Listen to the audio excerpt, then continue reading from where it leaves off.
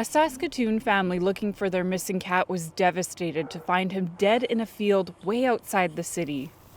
That's my mom. And he's born. Now they're demanding consequences for the man they say is responsible, their neighbor. He raises pigeons and says the local cats have been bothering them. It is against the Saskatoon bylaw to let your cats roam free.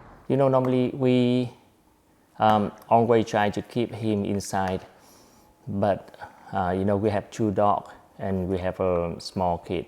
He's at 3 years old, so it's hard and more need, like an escape, expert. When Mun went missing, the air tag on his collar showed he was in a yard down the street. And I check again, I still see him there, and I feel worried. Something not right? He cannot stay there for, nearly 4 or 5 hours. Then Mun was on the move. The tracker showed him on a highway east of the city. It updated again, this time about a 30-minute drive from their home in a rural area. As they looked for Mun, they learned another cat named Tony went missing from their neighborhood a few months before. His owners found Tony alive in that same rural area. Mun was discovered dead, likely killed by wildlife. He's now buried in his family's backyard.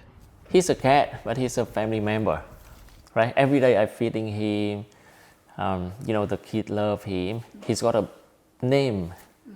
He's my family member. And he was killed. I feel so bad. Mun's owners gathered evidence against the man they believe is responsible for trapping their cat and taking him out of the city. The man's name is John Steele. He told CBC that he is not responsible for what happened to Mun, but he did admit to being unhappy with cats. I've got pigeons here, and about a month ago or more, I went into my loft, opened the door, and a cat ran out. A gray cat, and it took off type of thing. So, and it killed one of my birds. But Steele told Mun's owners a different story when they confronted him. Steele wasn't made aware that he was being recorded. I got all the evidence. I got the footage that you driving my cat here, and when you stop near Cloudbed, you dump him. That's right, I did. Why you did that? Because it was in my yard. I've got racing pigeons, and it was in my yard, in my loft, and it killed 2 birds. You are allowed to trap cats in Saskatoon, but you can't relocate them.